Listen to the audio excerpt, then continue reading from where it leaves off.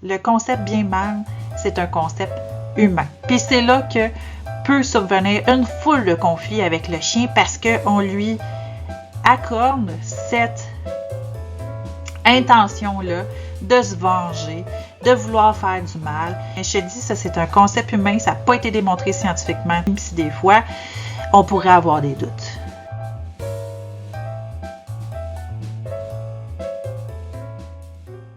Bienvenue à la formation Humanipation sur le langage canin et signaux corporels de stress chez le chien. Je m'appelle Fanny Mangan-Petit, ton intervenante pour cette formation. Je vais prendre un petit 2 minutes pour me présenter. Donc, Fanny Mangan-Pelletier. Je suis qui? Moi, je suis la femme qui est derrière l'entreprise Animoche, reconnue au Québec pour sa spécialisation en sport canin à clé. Ça fait environ une 15aine d'années qu'on est dans le milieu. Et surtout, mon dada, les chiens travaillent. Les chiens avec une haute intensité d'énergie. Je suis également membre du regroupement québécois des intervenants en éducation canine depuis de nombreuses années. J'ai même siégé au conseil d'administration plusieurs fois et dernièrement pour l'année 2022-2023 comme présidente. J'ai travaillé, collaboré pour l'entreprise Artemis qui se spécialise en gestion de la faune. Jean Lessard, qu'on connaît au Québec pour ses émissions à Radio-Canada, On s'aime en chien et animaux. C'est avec lui que tout a commencé, donc je le souligne. Merci Jean pour m'avoir transmis ta passion. J'ai aussi travaillé à la coordination du Centre canin La Patte Champêtre à Blainville pendant environ 3 ans. Je suis formatrice pour la plateforme Humanipation. Et je donne présentement des cours pour maternelle, pour bébé chien et ado, pour ne pas dire adolescent, pour l'école de Joël Hamelin. Donc, je cumule environ une 15aine d'années d'expérience à temps plein dans le milieu. Puis, en toute humilité, je suis loin d'avoir la science infuse. Donc, ce que je te dis aujourd'hui, peut-être que dans 10 ans, 2 ans, 6 mois, ben, il va y avoir d'autres choses qui vont sortir, d'autres informations qu'on va recevoir. Donc, je te propose de rester très objectif par rapport à toutes les informations que tu peux recevoir, puis ça dans n'importe quelle formation. Module 1, concept clé pour comprendre ton chien. Parlons émotions. Ah, les émotions, c'est pas toujours facile. On vit tous des émotions, mais c'est quoi une émotion? À la base, ben, c'est une réaction psychologique et physique à une situation. Ça a d'abord une manifestation interne et ça génère une réaction extérieure. C'est provoqué par la confrontation à la réalité et à notre interprétation qu'on en fait. Puis j'insiste sur notre interprétation.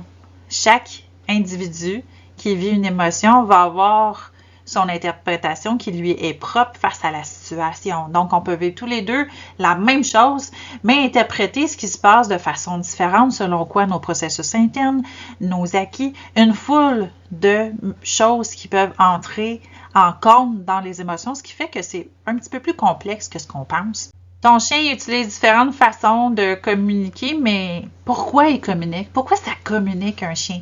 Afin de maintenir son identité et sa cohésion avec les autres, développer ses connaissances et les transmettre et structurer ses relations. Bon, maintenir son identité et sa cohésion avec les autres. Je vais élaborer un petit peu là-dessus parce que ça peut être ambigu, hein? Ce n'est pas un humain, on parle d'un chien ici. Donc, c'est sûr que quand on a un bébé chiot, il rentre en interaction avec les autres, il fait des essais, il fait des erreurs, okay? Il joue, il lutte. C'est comme ça qu'il apprend. Hey, ça fait mal, se faire mordiller. Hey, quand je mordis l'autre, ça fait mal. Quand je fais ça, j'ai son attention.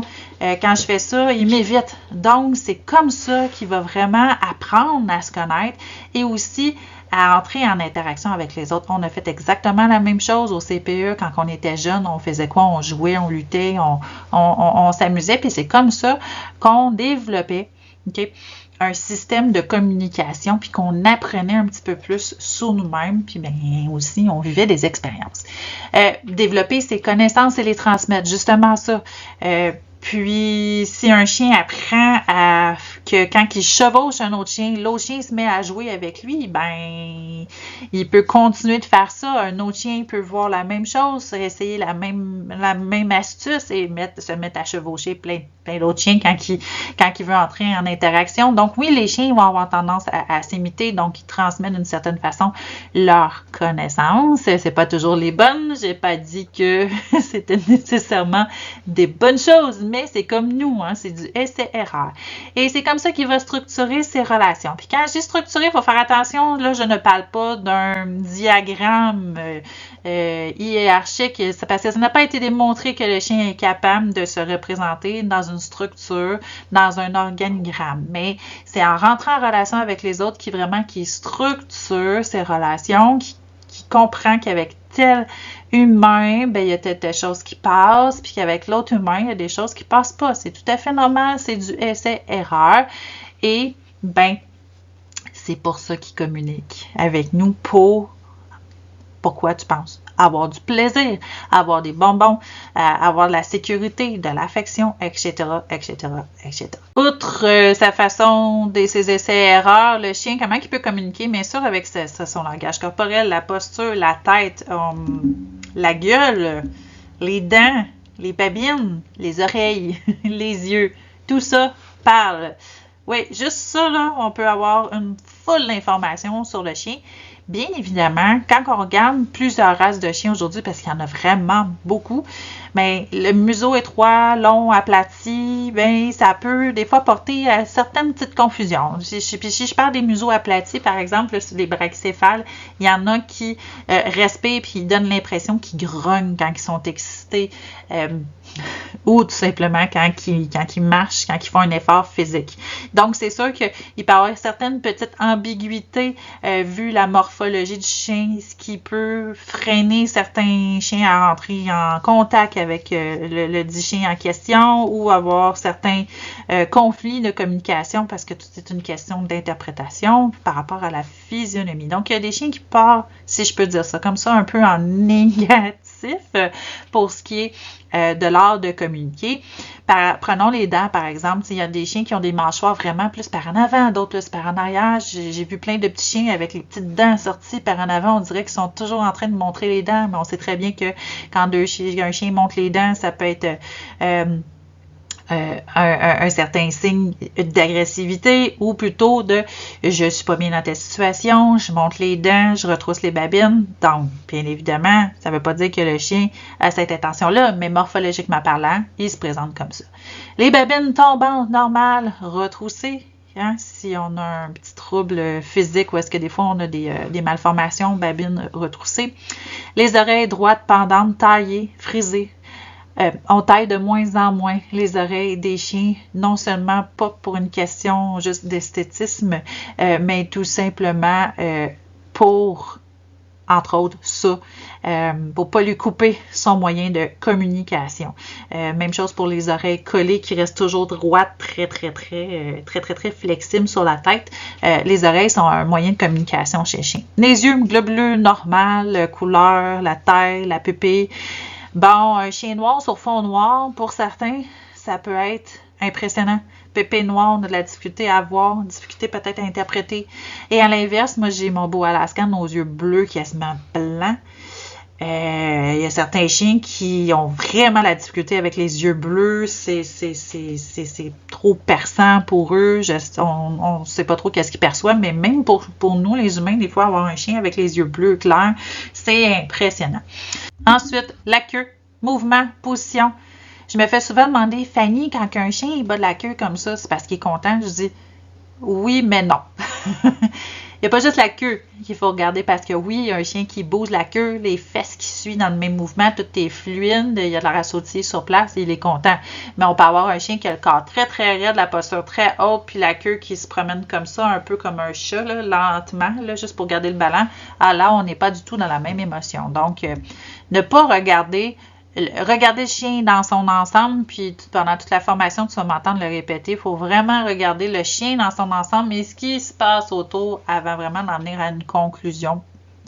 La patte, les pattes, position, la petite patte levée en avant, ça peut être un petit point d'interrogation, je me pose des questions.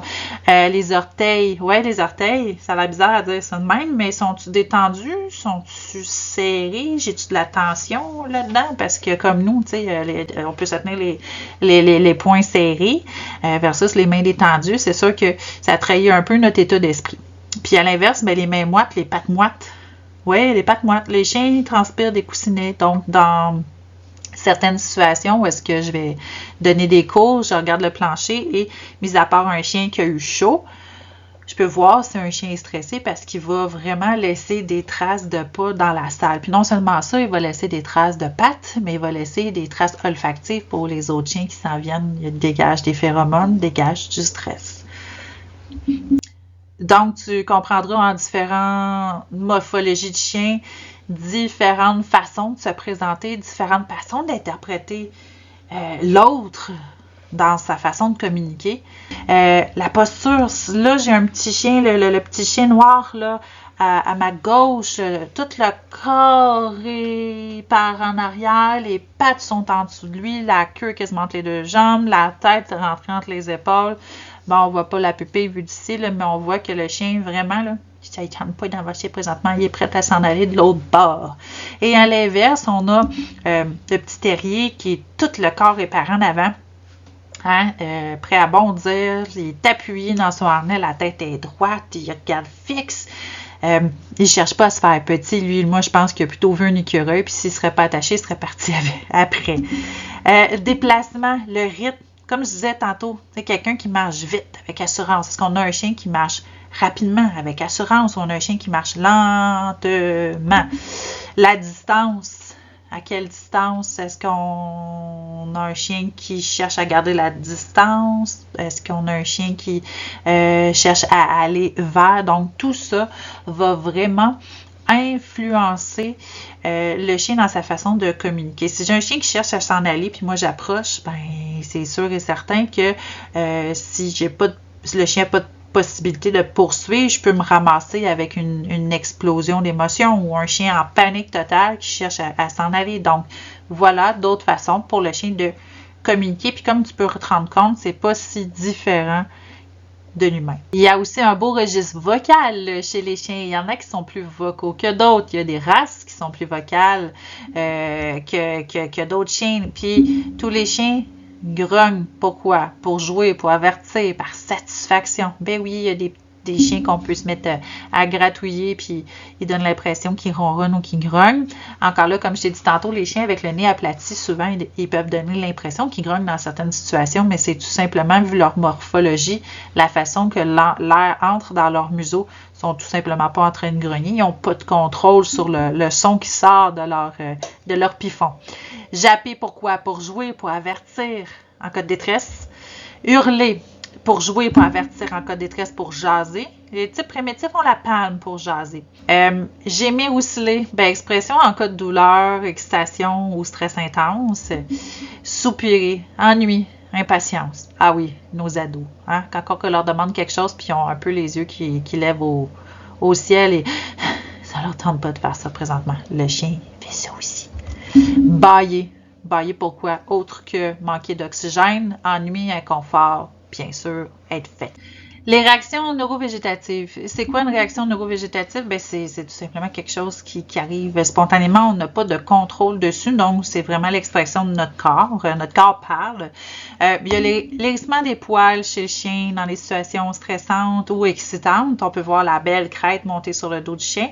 Ne pas confondre aussi, il y a certaines races de chiens comme le Rhodesian Ridgeback qui a, lui, souvent par défaut, une crête. Ça fait partie d'une particularité physique chez le Ridgeback, où est-ce qu'il y a vraiment des poils qui sont en sens inverse, puis ça fait une belle crête. Donc, c'est sûr que dans sa communication, dans l'interprétation des autres chiens, il peut y avoir une petite ambiguïté. Même les humains qui sont pas habitués de voir ce type de chien-là, quand ils voient une crête, ils disent, mon Dieu, le chien est-tu stressé, excité? Mais c'est une particularité physique. Mais comme je disais, comme nous, c'est comme avoir la chair de poule. Donc, quelqu'un nous fait peur, on a froid, on est surexcité, on peut avoir la chair de poule. La salivation, le chien a faim, il vient de voir une gâterie, bien évidemment, il peut hyper saliver, anticiper recevoir une gâterie. Quand il a mal au cœur, ça arrive souvent là, que je vois ça, un chien qui a le mal du transport, qui est très stressé en auto, il va hyper saliver. Puis bien sûr, si le chien fait une activité intense, il va saliver vraiment beaucoup. Transpiration des coussinets, c'est un peu comme nous, quand on est stressé, excité, on peut donner les mêmes moites. Le chien n'en fait pas exception. Le reverse sneezing, j'ai pas d'expression en français pour ça malheureusement. C'est un respire inversé.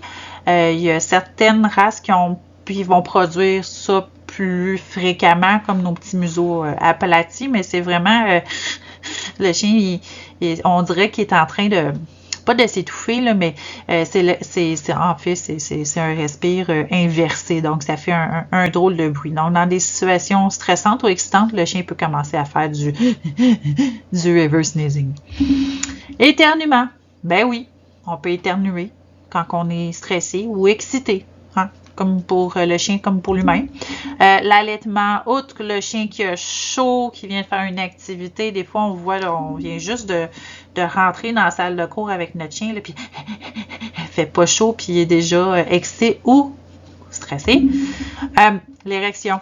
Ah, les mâles, ben oui, opéré par opéré, ça, le petit rouge à lèvres sorti, ça arrive fréquemment, fait que ça ne ment pas. Puis ça peut être provoqué par de l'excitation comme du stress. La ligne est très très mince hein, entre ces deux émotions-là, entre l'excitation et le stress.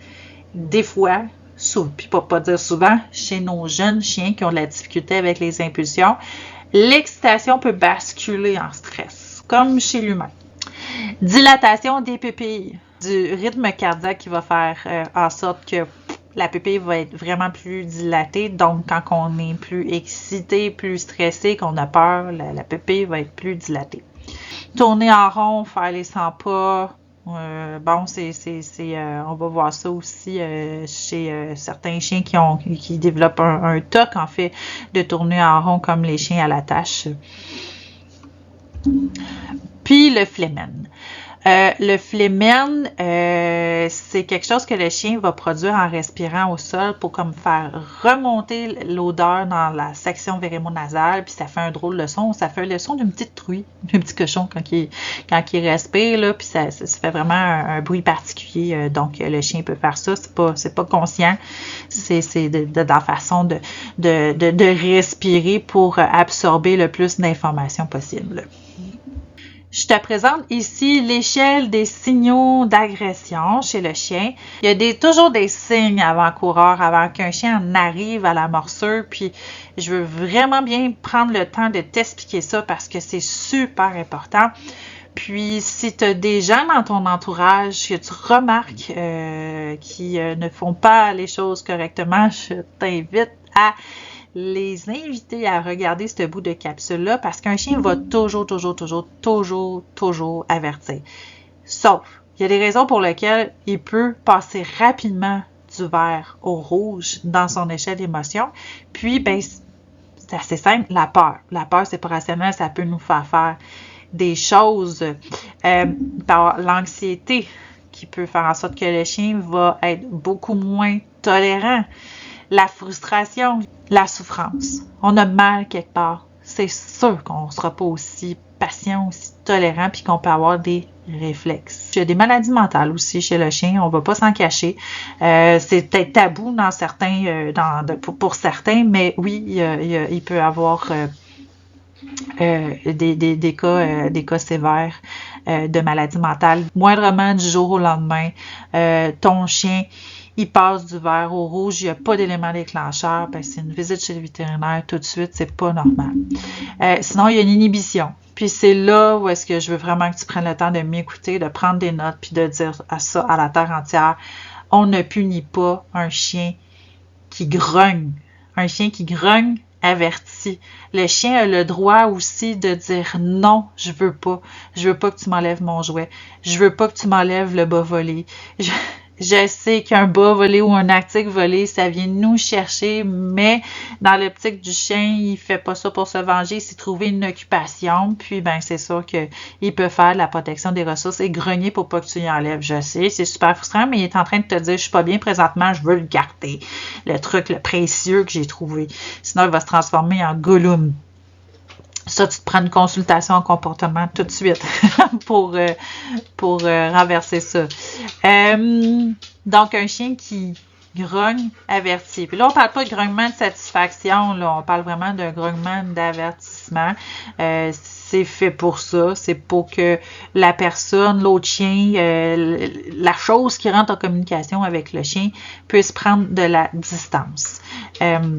Puis en t'éloignant, ben tu es sûr, tu vas renforcer le grognement. C'est parfait, c'est ça qu'on veut. Surtout avec des jeunes enfants. Moi, je veux le savoir quand mon chien n'est pas bien dans une situation donnée et je veux qu'il grogne le plus longtemps possible pour me permettre d'intervenir à ce moment-là. Et la meilleure façon, c'est de retirer ce qui fait grogner le chien. OK? Que ça soit justifié ou non dans ta perspective d'humain à toi. Parce que le chien a toujours une raison s'il grogne. Donc, voilà. Puis, si on punit ça, si on punit ces avertissements-là, ou si on ne respecte pas les besoins d'espace du chien, parce que j'en ai vu beaucoup dans les cas de morsure dans les familles, malheureusement, l'enfant va au-delà des limites du chien, on va au-delà de ses limites, on lui fait des câlins, il n'aime pas ça, il essaie de se retirer, on va le rechercher, on va le coincer en dessous d'un meuble, on va y enlever ses jouets, il va grogner, on va dire « Hey, non, méchant chien, Mani, arrête de grogner, arrête d'avertir, il n'a pas le droit d'avertir. » Ben, il passe plus rapidement à la morsure, puis ça fait un chien qui est imprévisible. Imprévisible parce qu'on a puni ça. Donc voilà. Sinon, à la base, un chien, sauf pour les raisons que je t'ai énumérées ci-dessous, va toujours avertir. Puis on veut le savoir pour pouvoir nous mieux communiquer et pas se mettre dans le trouble avec le chien. Je vais continuer dans les prochaines diapositives à te présenter le langage corporel avec l'aide de mon beau blond ici, gracieuseté de Adaptil qui ont créé des petits gifs, si on peut dire ça comme ça, de chiens labrador blond pour expliquer le langage canin à leurs clients. Donc, ils nous ont permis de les utiliser pour ma formation. Merci beaucoup. Mais avant de commencer, je veux vraiment faire un rappel sur... c'est pas juste la tête qu'on va regarder, pas juste la queue, pas juste les pattes. On va regarder le chien dans son ensemble, mais non seulement ça, on va regarder le chien, mais on va regarder ce qui se passe autour, avec qui il est en train d'interagir, qu'est-ce qui le fait réagir dans son environnement, pour en venir vraiment à une conclusion plus exhaustive sur les raisons pour lesquelles il agit comme ça, pour comprendre plus facilement ses émotions, puis comment interagir à ce moment-là, c'est quoi la meilleure façon. Donc, présentement, ce que je te montre là, c'est des généralités. Des généralités. Un petit peu plus loin dans la formation, je vais vraiment te mettre des mises en situation avec des vidéos, ça va être un petit peu plus clair pour toi. Il est normal, si tu es plus ou moins familier avec le langage canin, que dans les prochains jours, tu regardes ton chien, puis tu vois plein de choses, puis tu te dis « Ah, mon Dieu, je sais plus rien, je comprends plus, c'est normal, OK?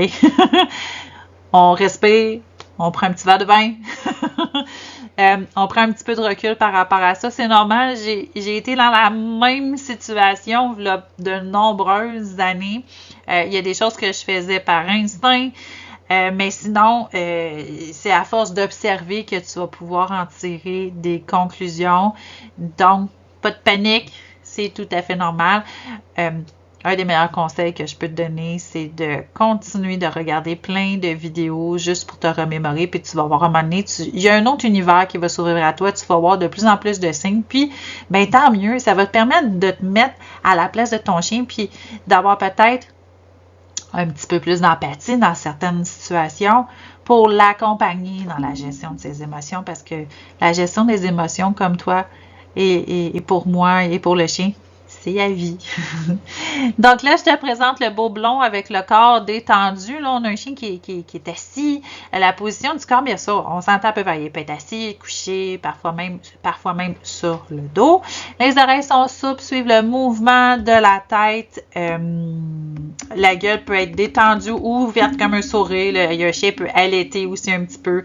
On donne vraiment l'impression que le chien nous sourit. Puis dans des rares cas, on peut avoir un chien qui nous fait un sourire avec les dents. Donc, c'est pour ça que je te dis, tout n'est pas tout à fait blanc, tout à fait noir. Il faut vraiment regarder dans son ensemble. Si j'ai un chien qui a tout le corps par en avant, qui grogne puis qui est super raide, saccadé dans ses mouvements, puis qui monte les dents, il n'est pas détendu, c'est sûr et certain. Mais on a des chiens qui, parce qu'ils sont très excités, qui vont faire des sourires. La queue peut battre au sol de haut en bas, puis généralement, là, les fesses suivent le rythme de la queue, là, tu sais, c'est comme, waouh, je suis heureux d'être content, là, tu sais. Là, ici, j'ai une belle petite posture typique de jeu où est-ce que les pattes en avant, le chien est accroupi, les fesses sont dans les airs, généralement, la queue va bouger comme ça. On peut avoir un chien qui va sautiller de droite à gauche, en avant, en arrière.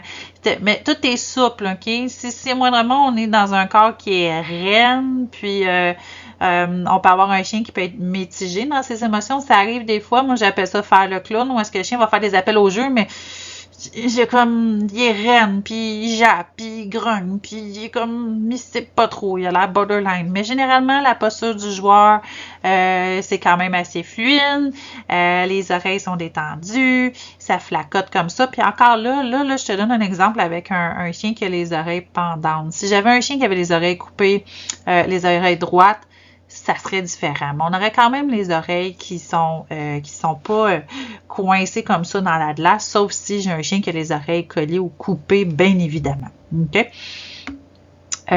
Quoi d'autre? Ben c'est ça. Les oreilles suivent clairement le mouvement. Le chien peut sourire, il peut japper, il peut jaser. Si on a un type primitif, là, on peut avoir une série de houlements, des ouh. Il peut même chercher à donner des petits coups de museau des fois ou chercher à mordiller, ce qui peut avoir une confusion. Ça peut créer une confusion chez l'humain qui dit, surtout quand on a un chiot, il m'agresse. Non, pas forcément. On peut avoir un chien qui est joueur. Puis le meilleur exemple que je peux te donner, puis tous mes clients font ça avec les chiots, on a tous fait ça. Un chiot, ça mordit, c'est un petit piranha, ça vient nous chercher, c'est fatigant. Là, on a un chiot qui veut jouer, il nous saute dessus, il nous mordit, on a le réflexe humain de le repousser avec nos mains. Ah ben pour lui, des mains, il s'est passé quoi? Hein? Lui, il a des pattes. Des pattes, c'est pour jouer. Donc, il fait « Oh, elle veut jouer! » Là, on repousse encore plus le chien. « Oh, elle va jouer encore plus! » Puis là, clac, clac, clac, clac, clac, le piranha se fait aller le dentier. Puis là, on dit « Aou, aou, aou, aou, aou! » Là, le chien s'excite encore plus parce que là, on bouge beaucoup les mains. Puis là, on finit par se fâcher puis leur pousser plus violemment pour lui dire « Non! » Et là, s'enchaîne une suite des compréhensions où est-ce que le chiot peut commencer à exprimer des comportements plus agressifs ou se mettre à nous japper après parce qu'il se comprend tout simplement pas comment ça se fait qu'on voulait jouer, puis là, on veut plus. Hein? Fait que là, c'est un problème de communication.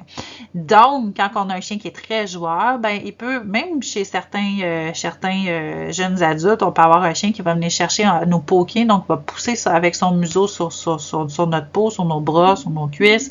Il peut même chercher à venir mordiller du bout des dents. Des fois, ça pince, ça fait mal, mais c'est pas une agression, c'est vraiment du jeu, mais ça peut être un jeu qui peut s'en aller à l'extrême. Mais on a ici un chien qui est joueur. On continue maintenant avec l'illustration d'un chien confus. Puis là, je tiens à préciser là, la petite image avec ce qui est écrit autour, ça vient de chez Adaptil. Donc, j'aurais peut-être pas pris confus comme mot, mais bon, c'est celui qui vient de sortir. Fait qu'on a un chien qui commence à être moins bien dans une situation. Le bâillement long, plusieurs bâillements répétés, détournement de la tête, là, on peut avoir un chien qui commence à légèrement faire de l'évitement ou justement, il démontre qu'il n'est pas bien dans une situation donnée. Okay?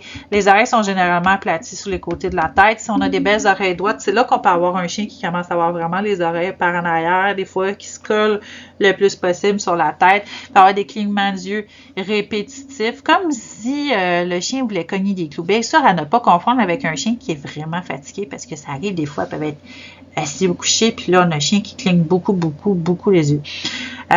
Si tu as un chien à la maison avec des enfants, puis tu vois que ton enfant fait un câlin à ton chien, puis là, il commence à bâiller, tourner la tête, cligner des yeux rapidement, bien là, ça t'annonce dans cette situation-là, pas que le chien va mordre. OK? Comme je t'ai dit, on n'est pas dans l'agression présentement. Mais ça indique qu'il y a un inconfort. à prendre en considération, toujours. On veut éviter des situations MeToo avec le chien. Là, on commence à avoir un chien qui monte dans son échelle de stress. La position du corps, bien sûr, peut varier. Commence à se lécher le museau à répétition. Encore là, tantôt, quand je te disais pas se mettre dans des situations MeToo, on n'en a jamais assez parlé au niveau de l'humain dans les dernières années, de respecter l'autre puis de s'assurer d'avoir son consentement avant de poursuivre certains gestes. Ben, on devrait donc faire la même chose avec le chien parce que souvent on prend pour acquis que un chien, ça devrait toujours se faire toucher. On a été élevé avec Walt Disney. Il y a plein d'images sur les réseaux sociaux qui nous montrent des affaires qui paraissent cute, mais quand on commence à vraiment bien observer le chien, on se rend compte que dans certaines situations, le chien aime juste pas ça, mais il est tolérant et d'une patience avec nous. Il peut vraiment se laisser faire beaucoup de choses parce que on a quand même une belle relation avec lui et qui ne veut pas se mettre en situation de conflit avec nous. Mais un chien qui se laisse faire, ça ne veut pas dire nécessairement qu'il apprécie ce qui est en train de se faire. Donc, le chien se lèche le museau à plusieurs répétitions. Il peut aussi se mettre à bâiller, tourner la tête en direction opposée. On l'avait vu. Le record est vraiment fuyant dans cette situation-là. On peut avoir un début de mouvement d'épaule qui s'en va en direction opposée là, pour la suite des choses. Soit un chien qui va avoir tendance à vouloir s'en aller, se replier. Tu vois, là, on a un chien qui est debout, donc ça aurait pu être tantôt debout ou assis. Donc, si on reprendrait le chien du début, le chien est debout, il commence à détourner la tête, à se lécher les babines. Il fuit le contact visuel. Ça me tente pas de te parler. C'est qu'est-ce qu'on fait quand on croise quelqu'un, mettons, je sais pas, moi, dans la rue, puis on dit « Ah non, pas cette personne-là. Ah non, je veux pas la voir. » OK? On fait de l'évitement. Le chien aussi, il en fait de l'évitement. Par contre, présentement, là, on a une posture statique. Le chien reste debout. On peut commencer à avoir un chien qui va commencer à retenir sa respiration. Puis, encore là, les oreilles généralement sont aplaties sur la tête. Si on a un chien avec les oreilles droites, on va avoir les oreilles vraiment plus vers l'arrière, un petit peu plus collées. Là, les yeux sont plus grands. On peut voir les pépés qui commencent à plus se dilater ou avoir ce qu'on appelle l'œil de baleine dans notre jargon, là, où est-ce qu'on peut vraiment voir plus le blanc de l'œil vu que le chien est en train de tourner la tête et le regard. La gueule commence à se refermer. Le chien, comme je dis, retient sa respiration. La queue, elle peut être tout à fait normale ou basse ou commence à être entre les jambes, tout dépendamment. Encore là, est-ce que j'ai un chien avec une queue pleine, une demi-queue ou une queue coupée? Hein? Parce que c'est sûr que ça va varier. Le dos est courbé comme si il commençait à se mettre en boule, à se faire petit tout en tournant la tête. Donc, mon chien fait de l'évitement. Je continue à être dans la phase MeToo où est-ce que je continue de ne pas respecter le chien dans son besoin d'espace. Là, je peux avoir un chien qui commence à être fuyant, le regard inquiet, regarde plus vers l'arrière. Tu sais, est-ce que j'ai une porte de sortie? Le menton s'incline plus vers l'épaule. On peut avoir une petite patte qui se lève, le corps un petit peu plus penché à l'opposé de la personne ou de l'autre chien selon le cas. Là, on a des pépés vraiment plus dilatés. La gueule peut commencer à s'entrouvrir pour se lâcher les babines. Il peut s'ébrouer. Tu sais, un peu comme un cheval, il peut faire des aussi pour comme se déstresser. Il peut se secouer dans certaines situations aussi pour comme se défiger. Ça se dit pas, mais il peut se secouer. La queue elle commence à être basse, elle peut être entre les pattes. Le dos généralement droit, vraiment prêt là, à se replier, à s'en aller. Donc, on voit là vraiment là, en avançant une progression. Généralement, le chien va avoir tendance à fuir. L'enjeu qui peut arriver si le chien est attaché et qu'il n'y a pas de possibilité de fuite, on va en parler un petit peu plus tard, on va parler des mécanismes de défense, c'est que s'il ne peut pas fuir devant une situation qu'il n'aime pas, il peut complètement figer, rester de glace, puis là on se dit, il se laisse faire, ou il peut foncer. et ou adopter d'autres mécanismes de défense qu'on va voir un petit peu plus tard. Mais là, on parle d'un chien qui généralement n'est pas attaché, n'est pas restreint, il va avoir tendance à chercher la fuite. Alors ici, je commence à avoir un chien méfiant, ou méfiant ou plutôt très observateur. J'observe, je prends du recul. Je vois ça souvent chez nos petits bébés chiens en salle de cours. Il y en a toujours un qui est plus en retrait, qui est droit ou qui est assis, puis qui est un peu figé sur place, puis les yeux se font aller et il observe. Il y a un petit museau qui peut se trémousser pour prendre le plus d'informations sur les odeurs qui s'en viennent vers lui. Les traits sont tendus, les oreilles sont tombantes, mais plus dirigées vers les côtés. Bien sûr, si on a les oreilles tombantes, là, on a vraiment la gueule qui rispée, fermée, mais la truffe, elle est active. Il regarde dans toutes les directions, il n'est pas en posture de free, mais il est solide sur ses pattes, OK? Il en manque pas une. Il regarde dans toutes les directions, puis il prend le plus d'informations possible. Il évalue pour la suite des choses. La posture du chien nerveux. Donc, le chien qui présente la nervosité a le corps très rigide et droit. C'est raide. La gueule est fermée et serrée. Il peut aussi, dans certains cas, allaiter la gueule grande ouverte, mais la particularité, c'est que sa tête bouge de façon saccadée. Il ne veut pas en manquer une. Il peut aussi se mettre à sciller, à gémir.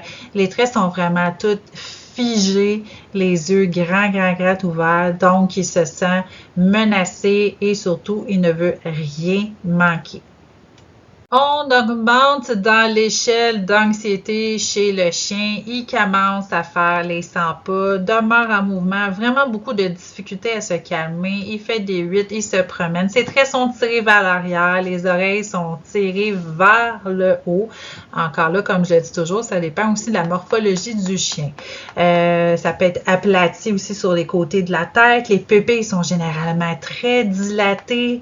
La gueule ouverte, il allaite, il se lèche les babines frénétiquement, peut saliver beaucoup.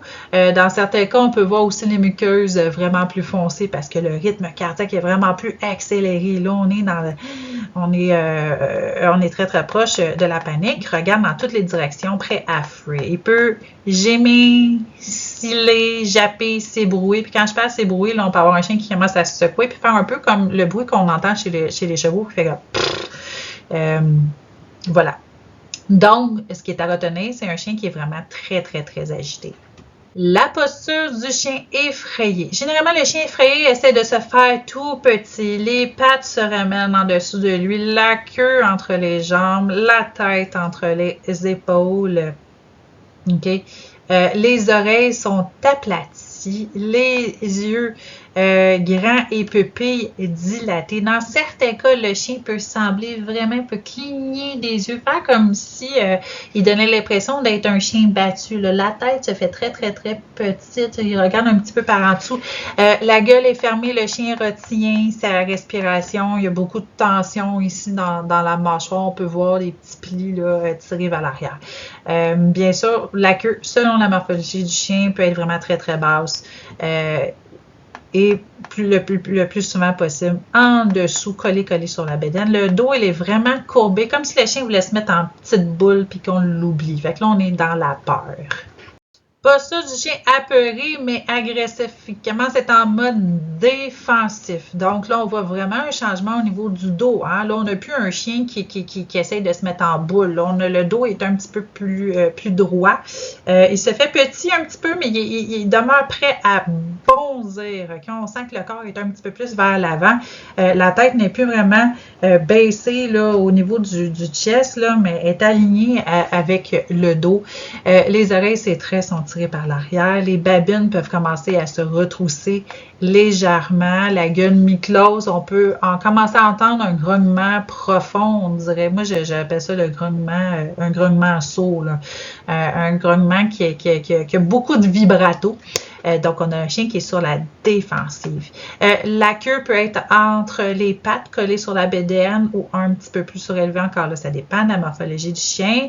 Les poils peuvent être dressés sur le dos, faire vraiment comme une belle petite crête ou pas. Ça dépend toujours. Ou des fois, c'est très, très, très subtil. Ça peut être juste au niveau du cou ou au niveau de la base de la queue. Mais là, on a définitivement un chien qui est apeuré, mais qui démontre des signes d'agressivité, qui démontre son besoin d'espace.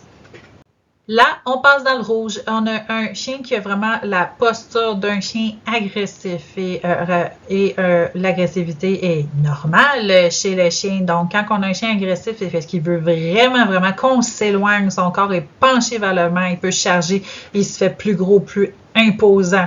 Tout le corps veut s'en aller par en avant. Il peut se promener d'en avant en arrière aussi pour jappant, reculant, selon son mécanisme de défense. Les oreilles et les traits sont vraiment tirés par l'arrière. Les yeux sont mi-clos. On a un plissement des yeux, tout retroussement des babines.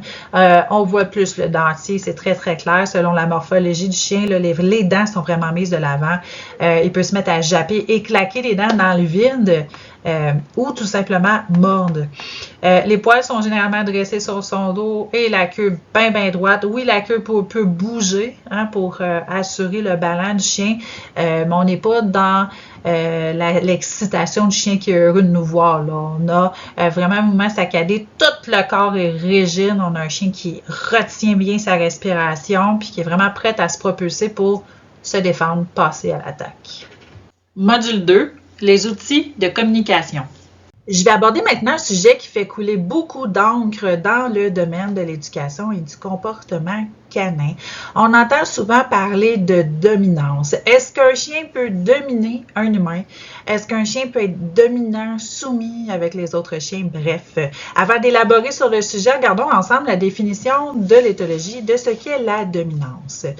Tout d'abord, la dominance, c'est la possession d'un haut statut social au sein d'un groupe d'animaux qu'affiche une organisation sociale hiérarchique. Est-ce qu'on doit vraiment être le chef de meute pour pouvoir se faire écouter de notre chien? C'est parti d'où ça, cette idée-là qu'on doit être comme un loup et vraiment agir avec notre chien comme si on était un loup, mais ça part d'un concept qui a été avancé vers la fin des années 40 par Skinnell, grâce à une étude portée justement sur les loups.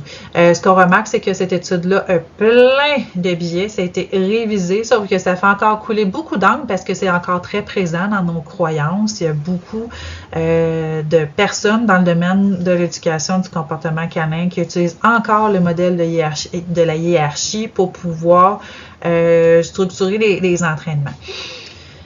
Bref, je te laisse beaucoup d'informations sur le sujet. À la fin de la formation, je te laisse aussi une magnifique entrevue. Puis, c'est une dizaine de minutes à peu près, mais je te conseille vraiment d'aller la visionner. C'est une entrevue de mon amie Mimi Griotte, éducatrice canine, qui a interviewé Simon Gadebois, éthologue, neuroéthologue, professeur à Dalhousie en Nouvelle-Écosse, qui a, pendant de nombreuses années, étudié, entraîné chien et loup. Et ce qu'on remarque, c'est qu'il y a vraiment un monde entre les deux. Il y a vraiment un monde qui sépare le loup du chien, comme il y a un monde qui sépare l'humain du singe. Okay? Bien qu'on trouve des particularités chez nos deux espèces, il y a vraiment des différences dans les perspectives, dans leurs relations sociales, bref. Puis nous ne sommes pas des loups. Il n'a pas été démontré non plus que le chien est capable de se représenter dans un organigramme, dans une pyramide et se dire je suis en haut de mes humains, c'est moi qui domine le divan, qui établit ma monarchie dans le salon. Ça n'a pas été démontré. On dirait qu'on cohabite tellement depuis plusieurs générations avec le chien qu'on prend pour acquis que quand on va chercher notre chiot, il sait vraiment comment il devrait se comporter dans une maison, mais non, il y a tout à apprendre. Et bien que son tempérament bien trempé, avec une génétique, avec un bagage, et nous, notre job, si on peut dire ça comme ça, c'est de lui vraiment apprendre quel comportement il peut adopter. Plus tu vas être structuré, plus tu vas établir des règles maison, plus tu vas être constante, plus tu vas être bienveillant, puis tu vas encourager les bons comportements, bien moins tu vas avoir des comportements indésirables. Bien souvent, quand on a une problématique, c'est un problème de communication qu'on a avec le chien ou tout simplement parce qu'on ne respecte pas ses besoins. Donc, pas besoin d'utiliser le modèle hiérarchique de chef et de meute. On peut très bien établir une belle relation avec notre chien en utilisant la collaboration et des méthodes plus bienveillantes. Maintenant, est-ce qu'on peut dire que la dominance existe entre nos chiens? Est-ce qu'on peut vraiment utiliser le qualificatif soumis, dominant? Est-ce que c'est un qualificatif? Ben, ce qu'on remarque, c'est que non, c'est pas un qualificatif. On remarque que les chiens sont vraiment des animaux de groupe et non de meute. Une meute de loups, généralement, le mâle, la femelle alpha, c'est les parents et ensuite de ça, c'est leur progéniture. On est tout à fait dans un autre monde avec le chien. Leurs relations, leur affiliation sont vraiment fluides, dépendamment de leurs besoins sur le moment. Jouer, manger, dormir, se reproduire, bref, ok, ça fluctue vraiment beaucoup. Là où est-ce que le bas blesse, c'est lorsqu'on utilise le qualificatif de dominant ou soumis dans les interactions sociales. Surtout quand on dit qu'un chien est dominant pour expliquer ce qu'on observe des comportements plutôt agressifs envers les autres congénères. Moi, j'appelle ça des petites germaines. Des germaines de parc. Quand on a un chien qui rentre au parc puis qui essaie de faire sa loi, veut s'approprier tous les jouets, gère le bol d'eau, gère les interactions sociales, gère les portes d'entrée, se met à tourner autour de l'humain pour gérer son espace, empêche l'autre d'avoir des gâteries, bref, là, on n'est pas dans un comportement de chien dominant, on est dans des comportements de chien plutôt dit asocial. Avec l'âge, nos chiens deviennent de plus en plus sélectifs. Les chiens ont de moins en moins besoin de jouer ou de rencontrer d'autres congénères. Passé la période des 21 premières semaines, on n'est plus dans un modèle de socialisation. Oui, nos chiens, même adultes, il y en a qui ont vraiment besoin de socialiser, de rencontrer des chiens, de jouer. Il y en a qui sont vraiment très sociales, mais on parle à peu près juste 20% d'une population qui serait vraiment très Roger Bontemps, très sociable. Puis ces chiens-là, ben, on les voit partout. Donc, c'est pas très représentatif parce que les autres, ils restent chez eux. Ou du moins, ben, des fois, ils essayent pareil. Donc, faites attention à ça, de ne pas vraiment stéréotyper un chien dominant ou soumis. Généralement, le chien qui est plus dit soumis, il faut vraiment observer. Des fois, il a juste peur. Il n'est pas bien dans une situation, fait qu'il va se faire de plus en plus petit. Ou c'est celui qui va vraiment être très low profile, qui ne voudra pas entrer en conflit avec justement celui qui essaie de tout gérer autour de lui. Donc, si on a un chien qui a des comportements comme ça, qui cherche à tout gérer, qui peut engendrer des batailles ou se mêler d'une bataille, si on voit que c'est de plus en plus comme ça avec ce chien-là, ben, il faudrait peut-être repenser à lui donner des possibilités d'avoir des interactions avec des chiens avec lesquels il s'entend bien, plutôt que de l'exposer à plein d'autres chiens et que ça puisse éventuellement dégénérer en bataille ou que les autres chiens n'auront pas une belle expérience avec celui-là. Ça n'a aucun rapport avec dominant ou soumis, parce qu'à un moment donné, comme on dit en bon québécois, il va pogner son homme. Donc, il faut faire attention à ça. Un autre exemple que je pourrais te donner, c'est si je prends 10 chiens de n'importe quelle race et je les mets dans un parc sans intervention humaine et que je lance un os charnu dans le parc, tu peux être surpris du chien qui va partir avec l'os charnu.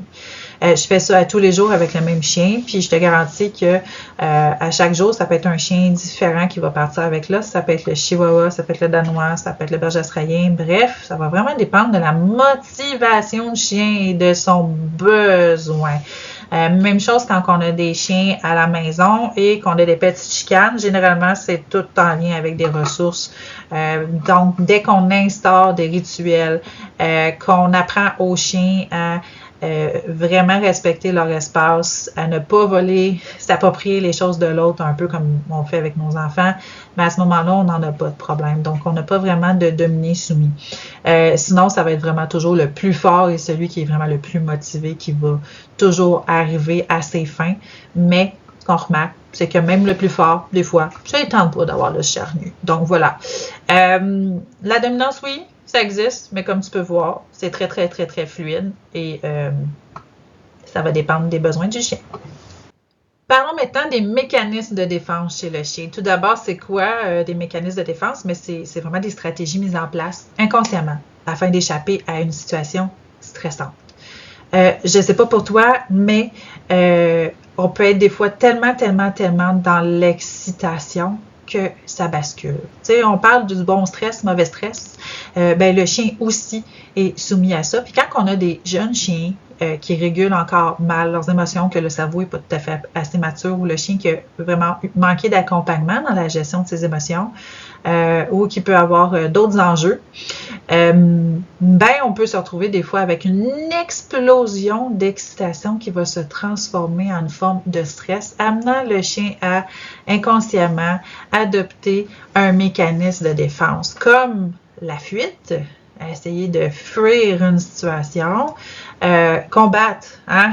Je vais dire le premier, je vais frapper le premier pour pas me faire surprendre, faire le clown, faire n'importe quoi, faire des zoomies, courir partout, se désorganiser, sauter, tirer sur sa laisse, essayer d'attraper des vêtements, des mains dans sa gueule, bref, complètement faire des singeries. Figé, vraiment figé sur place. L'agressivité. L'agressivité, c'est quoi? Ça se désigne par un comportement qui se manifeste par un acte de violence, que ce soit offensif ou défensif. C'est vraiment une force instinctive, naturelle et normale. Présente, c'est chez le chien. Normale. Présente chez le chien et l'humain. Bon, c'est sûr que la raison peut être discutable. La réaction aussi, la gradation peut être vraiment très discutable et influencée par une foule de choses. Mais ce qu'il faut se dire, c'est que un chien, quand il démontre des comportements agressifs, c'est qu'il y a toujours une raison. Okay? C'est vraiment une expression externe d'une émotion vécue. Et plus le chien sera apte à gérer ses émotions, plus qu'il sera apte aussi à gérer son agressivité, à réagir moins promptement. Mais cette agressivité peut être influencée par de nombreux facteurs, hein, comme la colère, la frustration, la peur, la douleur ou la maladie. On a vu plus tôt dans l'échelle d'émotion du chien qu'un chien ne réagit pas spontanément comme ça, ne passe pas du vert au rouge sans raison. Je sais que des fois ça peut être discutable, ça peut être difficile pour l'humain d'identifier vraiment la raison du pourquoi, mais il faut vraiment ne pas penser en termes d'humain, il faut penser en termes de chien et parfois juste se mettre à la place du chien et faire preuve d'empathie dans la situation. Le chien peut vraiment graduer dans son agressivité si on inhibe justement son expression, qu'on lui dit qu'il n'a pas le droit de s'exprimer en grognant ou en démontrant justement des signes d'inconfort. Donc, c'est sûr que si on le punit de ça, l'expression agressive face à une situation stressante peut passer plus rapidement du vert au rouge. On l'a vu tantôt, la douleur ou la maladie peut faire en sorte qu'un chien peut exprimer des comportements agressifs comme ça, soudain, sans raison apparente, mais il y a toujours une raison derrière l'agressivité. Il faut se dire que c'est normal. Bon, est-ce que c'est justifié? Est-ce que la réaction du chien est disproportionnée? Ça, c'est autre chose et ça, c'est toujours à évaluer et c'est de se faire accompagner là-dedans quand on a vraiment une problématique où est-ce que notre chien exprime beaucoup d'agressivité puis qu'on n'est pas capable de déterminer ce qui se passe. Il faut vraiment se faire accompagner parce que c'est une émotion, ça a un impact, ça a un impact sur tout le monde, ça a un impact sur le bien-être du chien et bien souvent, ça ne va pas en diminuant, ça va en augmentant. L'agressivité peut avoir plusieurs causes comme la peur, l'anxiété, la frustration. C'est important de démystifier vraiment c'est quoi ces trois causes majeures-là. La peur, c'est quoi? C'est un sentiment d'angoisse éprouvé en présence ou à penser qu'il y a un danger. Hein, qu'elle soit réelle vraiment ou supposée, d'une menace. Donc, si j'ai peur des araignées, que je vois une toile d'araignée, je peux vraiment être dans l'anticipation qu'il y a une araignée, qu'il y a un danger réel. Puis si j'ai une araignée qui me surprend puis qui descend ici devant mon visage, je peux vraiment avoir peur et avoir une réaction causée par la peur. L'anxiété, on est dans autre chose. On est vraiment plus dans une tension nerveuse, dans une anticipation qu'on appelle l'anxiété généralisée. Anxiété de séparation, c'est vraiment un état de détresse que le chien va vivre, puis qui peut causer des réactions agressives. La frustration, ça, encore, notre chien au bout de la laisse, meilleur exemple, qui est restreint, qu'on empêche d'atteindre, de réaliser un désir, peut être dans la frustration. Et ça, bien souvent, des fois, on va se retrouver avec une réaction de redirection. Même chose, un chien qui jappe à la fenêtre parce qu'il voit justement un congénère, puis il est frustré, puis là, on va essayer de le tasser de la fenêtre, il peut nous mordre le bras parce qu'il fait de la redirection. Bref, la frustration est l'une des grosses causes des réactions agressives chez nos chiens, surtout nos jeunes chiens qui ont de la difficulté à gérer leurs émotions. Agressivité. Si on a un chien qui est en douleur ou malade, on est capable de vraiment d'anticiper et de comprendre pourquoi il y a des réactions qui peuvent être agressives. Bien sûr, si mon chien a mal quelque part, puis je le flatte, je me rends pas compte qu'il y a une douleur, je peux me retrouver avec une agression redirigée. Je peux avoir un chien qui va passer rapidement du vert au rouge, avoir vraiment des grosses sautes d'humeur, être vraiment moins patient, moins tolérant. C'est pas toujours visible à l'œil nu, hein, la douleur. Le chien, chaque chien est différent et généralement, le chien est très champion pour cacher des signes de douleur. Il faut vraiment beaucoup observer le chien, mais généralement, au toucher, ça trompe pas.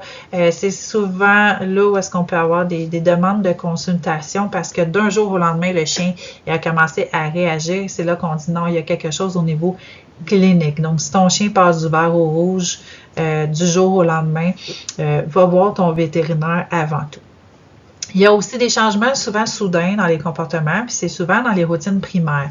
Le sommeil, est-ce que le sommeil est affecté? Si j'avais un chien qui dormait bien, puis là, qui se réveille plusieurs fois dans la nuit, qui demande la porte, qui tourne en rond, qui se met à japper. Si j'ai un chien qui a vraiment plus d'appétit d'habitude, vole la nourriture, ou à l'inverse, mange vraiment très peu, il y a quelque chose il y a anguille sous roche. Un chien qui n'éliminait pas dans la maison et là commence à nous faire des petits pipis ou des grands pipis, des cacas dans la maison. Bien souvent, les éliminations, quand il y a quelque chose de clinique, qui a même aussi une anxiété, les chiens vont déféquer à des endroits où est-ce que ils retrouvent nos odeurs. Donc, ça peut être le lit, le divan, le tapis, les vêtements dans la salle de lavage qui restent au sol. Bref, le chien cherche à éliminer un endroit qui est réconfortant où est-ce qu'il y a nos odeurs. Il y en a qui vont dire, le chien se venge quand je suis pas là, il s'en va éliminer dans mon lit. Non, c'est pas qu'il se venge, c'est qu'il vit une angoisse, une anxiété et qui va aller éliminer à un endroit réconfortant parce qu'il retrouve tes odeurs et ça l'apaise. Et éliminer, c'est apaisant. C'est aussi simple que ça. Comportement aussi répétitif, irraisonné. Donc, ça peut être aussi bien un chien qui se met à tourner en rond, un chien qui se met à lécher des surfaces. Bref, il y a des comportements répétitifs qu'on se dit « Ah, qu'est-ce que c'est ça? » Donc, moindrement, si on a quelque chose de bizarre, de weird qui survient, ben, il faut vraiment pas hésiter à consulter un vétérinaire bien avant de nous consulter en comportement. L'agression offensive ou défensive, donc bien évidemment l'anticipation réelle ou imagée d'une menace pour pousser à l'agressivité. Redirection de la frustration. Comment on voit ça? Bon, un chien qui peut commencer à faire le clown, sauter, se secouer, mordre ou exercer une prise en gueule très forte, foncer vers l'autre en grognant, en jappant. Tout ça, ce sont des signes de redirection de la frustration. Module 3, analyse de cas.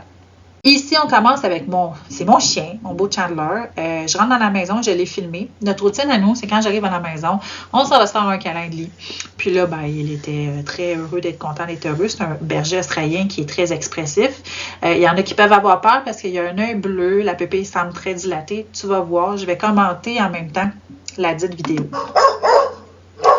Donc, on avait au début un chien qui a pris une petite posture de jeu, il vient de se coucher, il a les oreilles plaquées vraiment plaquées sur la tête, il y a la queue qui bouge, il y a vraiment le popotin qui bouge. Là. On a un chien qui est heureux, là. On n'a pas un fiche, puis on a un chien qui finit par se secouer. Je vais la repasser parce que ça va vite. J'ai fait un petit peu exprès aussi parce que là, je prenais comme une espèce de posture d'approche de jeu. Si on avait eu un chien qui n'était pas content, agressif, slash je protège le lit, mais on n'aurait pas eu la même posture. On aurait eu les babines aussi en avant qui auraient été vraiment plus soulevées. Là, on voit les dents du bas. On a les oreilles plaquées par en arrière, mais on n'a pas les signes d'un chien agressif. On a juste les signes d'un chien très heureux, d'être content, d'être heureux de voir son humaine avec l'autre qui jappe comme un fou en arrière. Ici, toujours avec Kimik, le chien qu'on voit plus ou moins à côté, ou qu'on va voir brièvement, ben, c'est Chandler que tu as vu tantôt. Là, on a vraiment des jappements d'avertissement, mais là, des jappements de frustration. Je te montre ça tout de suite. On a une ressource. On a mon chien qui est avec sa ressource. En fait, les deux ont chacun un jouet avec de la nourriture dedans. Sauf que comme Chandler aime beaucoup être près de moi, fait que chien de berger, elle a décidé de manger son jouet près de moi, donc près de Kimik. C'était trop près au bout de Kimik. Il aurait aimé ça que Chandler soit un petit peu plus loin. Ça le dérangeait. Chandler s'en occupait vraiment pas, mais on voit que Kimik n'est pas du tout à l'aise. Il me regarde Chandler, il jappe. On a tous les traits de tir par en arrière. On a vraiment le petit sourire, là, du chien stressé. Les papilles sont quand même assez dilatées. Les pattes au-dessus de son jouet. Si j'avais laissé Chandler continuer d'avancer vers lui, il se serait probablement levé sur ses deux pattes pour lui dire grogner. Un chien peut grogner pour plusieurs raisons. On en a parlé un petit peu plus tôt. Donc, un chien peut grogner pour avertir qu'il n'aime pas ce qui se passe, qu'il n'est pas bien dans X situation. Il peut grogner dans le jeu. Il peut grogner de satisfaction parce qu'on le gratouille, mais il peut aussi faire des types de grognements quand il est heureux. Ça, c'est assez particulier et je tenais à te le montrer.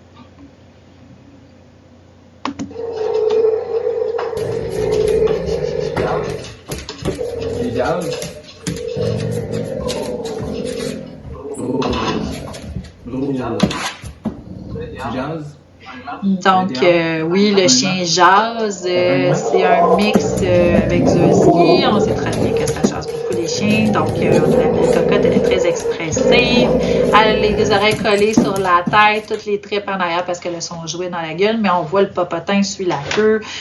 On est heureux. On a une posture vraiment très, très, très dynamique. On approche avec souplesse l'autre humain. Il n'y a pas de corps qui est raide. Puis oui, les traits peuvent être toutes par en arrière, mais dans l'excitation, les traits peuvent être tout à fait par en arrière, puis ne pas nécessairement dire que le chien n'est pas bien. Donc ici, on avait un chien qui appelle ça grognasser, qui grognasse de bonheur. Donc c'est particulier, c'est pas tous les chiens qui vont faire ce type de grognement-là, mais c'est une particularité qu'on peut retrouver beaucoup, beaucoup, beaucoup chez certains types de chiens. Encore ici, j'ai mes chiens. J'ai mon beau Kimik avec Mecca. On a Lizzie qui est en retrait puis qui vit sa vie. J'adore cette vidéo. Elle est très, très riche. Je laisse la vidéo parler d'elle-même.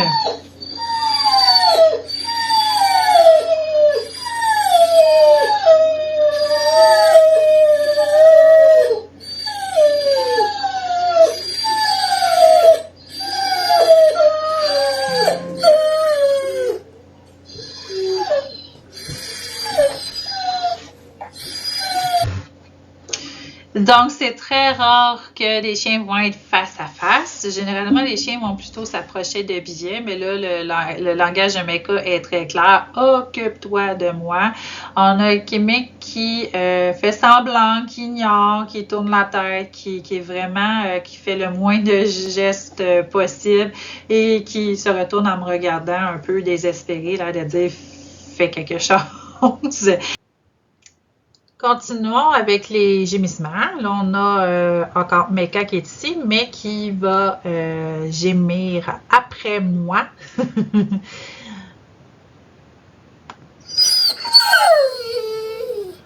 Donc, qu'est-ce que tu veux? Un petit chien qui demande de l'attention. De casser, tu veux. De casser. Hein?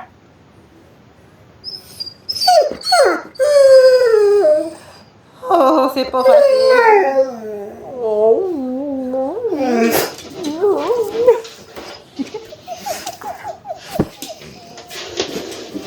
un peu alimenter la conversation parce que pour la beauté de la chose, puis parce que moi, ça me dérange vraiment pas.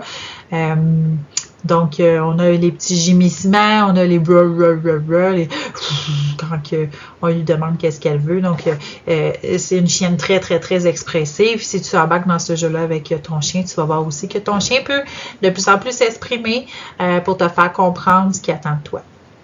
Chien qui fait de l'évitement. Ou ça peut être aussi des fois faire semblant. Ici, j'ai Chandler qui est dans mon véhicule. On vient de terminer une grosse séance d'exposition où est-ce que Chandler me suivait à un kiosque où est-ce qu'on a fait des démonstrations. Il était fatigué. L'auto était dans le stationnement de l'événement, donc je te mets vraiment dans le contexte. Et là, je lui demande si, après une pause dans le véhicule, s'il veut revenir avec moi. Chandler, t'es-tu brûlé? Tu veux t'en aller maison? Oh, tu me fais une de ses faces. Tu viens-tu? Donc, le regard est fouillant, les oreilles sont aplaties sur la tête. Je suis fatiguée. J'ai jamais connu ça, moi, une journée de même. Je me fais exploiter. Mais non, mais c'est correct, tu peux rester là. Chien exploité, on a vu, le chien fait les yeux petits, la tête veut se mettre un peu entre les épaules, il veut vraiment se faire oublier, le pauvre Chandler se lèche les babines, c'est très très clair présentement. Il ne veut pas descendre de l'auto, il ne veut pas poursuivre sa journée, il en a vraiment son casque.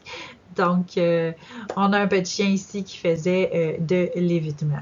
Le fameux léchage des babines. C'est souvent le premier signe avec lequel beaucoup de gens vont bugger à savoir est-ce que mon chien se lèche les babines parce que il n'est pas bien dans X situation. Bon, sache que le chien peut se lécher les babines vraiment pour plusieurs raisons. Parce qu'il a mal au cœur, parce qu'il anticipe recevoir quelque chose de très appétant, parce qu'il était confortable dans une situation. Donc là, ici, on a un chien qui se lèche les babines. On a une petite fille ici avec un petit bout de babine retroussée, léchage des babines. On n'a pas de détournement de tête, hein? On a un chien qui regarde vraiment intensément dans la même direction, les yeux se promènent. On a un petit fige, on est dans l'attente d'une gâterie. Si on avait un chien qui se léchait les babines parce qu'il était confortable, on aurait vraiment un chien qui se lécherait les babines, qui tournerait la tête, qui aurait tendance à fuir le contact visuel. Mais là, on a clairement un chien qui va recevoir un snack. Le bâillement. Le bâillement chez le chien, encore là, peut être très situationnel. Comme moi, je peux me mettre à bâiller présentement. Je peux mettre à bâiller comme ça parce que je suis fatiguée. Peut-être que toi, à la maison, tu vas réagir parce que je viens de bâiller. OK? Fait que c'est un réflexe qui est tout à fait normal. Je suis garantie que c'est une réunion de bureau que tu te mets à bâiller. Tu vas voir plein de gens se mettre à bâiller. D'autres vont essayer d'éviter ton regard pour ne pas bâiller en même temps. Donc, c'est très situationnel, comme toujours. On a un chien là qui se lèche les babines, qui se met à bâiller. On a un détournement du regard, mais ce qu'on n'entend pas, c'est qu'il y a eu un petit bruit là, qui s'est fait entendre non loin. Mais je te fais rejouer la séquence. Donc, chien qui bâille, les yeux sont petits. Oh, un petit bruit, je vais tourner la tête. Des fois, quand on se met à filmer nos chiens et qu'on les fixe, là, je ne sais pas si ça t'est déjà arrivé, mais tu pourras faire l'expérience à la maison. Là, on se met à les filmer, on les fixe, là, puis là, tout d'un coup, là, c'est là qu'ils nous regardent plus, qu'ils tournent la tête. Là, mais voyons, puis on essaie d'avoir leur attention pour prendre une merveilleuse capture, puis on ne réussit pas. Donc, on a un chien qui se sent très fixé. Dans le langage canin, se fixer, ça rend malaisant. Les humains ont tendance beaucoup à se fixer, mais pas les chiens. Donc, c'est normal qu'on ait un petit détournement du regard. Ça peut être le cas dans cette vidéo-là aussi. On avait un chien qui était relax, mais ça peut être un bâillement aussi de « Ah, j'aime pas trop ça présentement, là, on me fixe intensément, je sais pas trop où regarder. » Un ou l'autre. Le chien peut allaiter pour plusieurs raisons. Donc ici, on a un beau chien qui allaite, là, qui est couché même, qui vient de finir une activité intense et soutenue, là, surtout quand la langue est très pendante comme ça, là, les oreilles par en arrière. On voit aussi que les muqueuses sont plus rosées ou plus rouges, là, c'est parce que le rythme cardiovasculaire est un petit peu plus élevé. On a un chien qui vient de faire une activité intense ou qui a chaud, tout simplement. Retroussement des babines. On a 2 chiens ici et j'adore la qualité de cette vidéo. Elle a été légèrement ralentie pour te permettre de voir plein de signaux que moi je peux voir rapidement, mais que toi qui pourrais échapper à ton œil. Donc, je t'invite à observer les 2 chiens en action.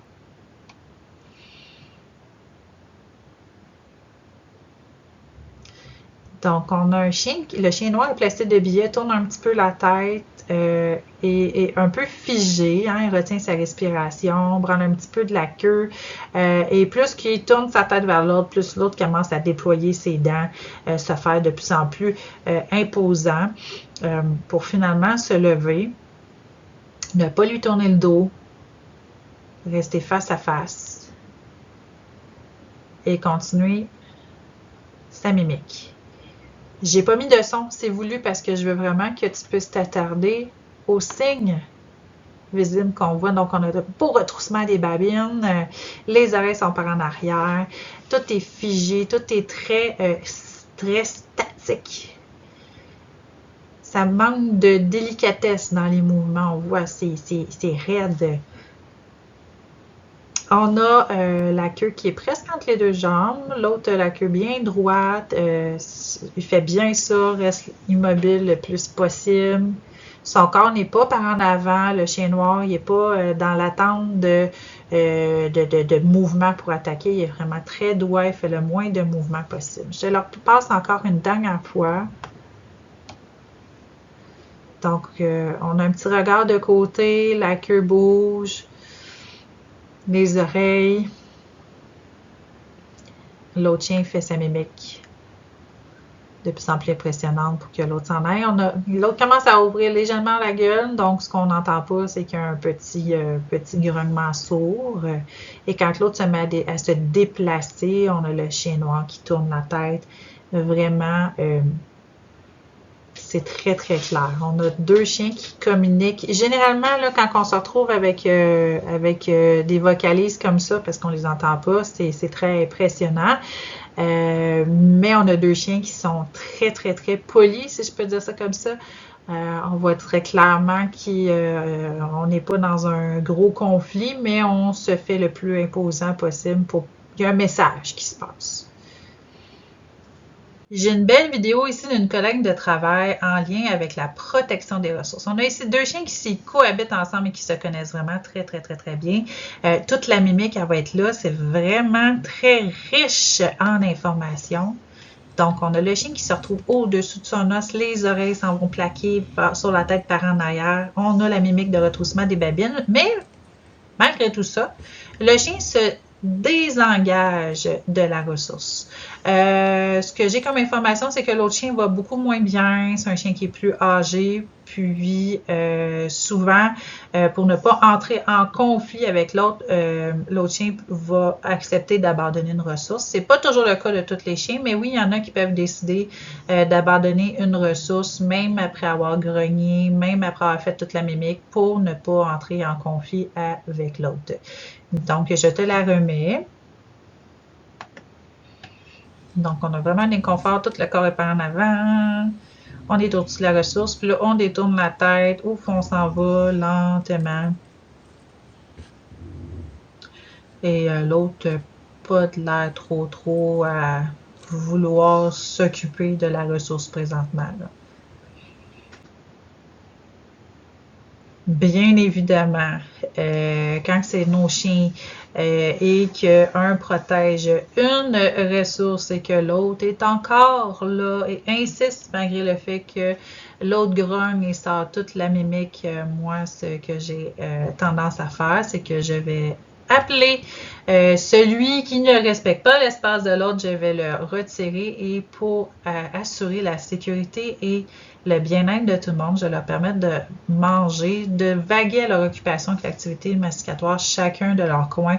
On ne permet pas de vol. Comme ça, on ne se retrouve pas avec une bataille ou justement un cas de morsure, perçage d'oreille parce qu'un chien n'a pas respecté les besoins de l'autre.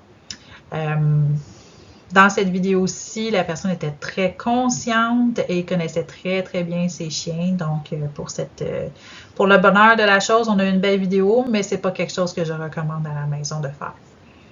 Le chevauchement chez chien, c'est un sujet qui fait encore couler beaucoup d'encre. Il y en a qui vont dire que c'est de la domination, il y en a d'autres qui vont dire que c'est sexuel.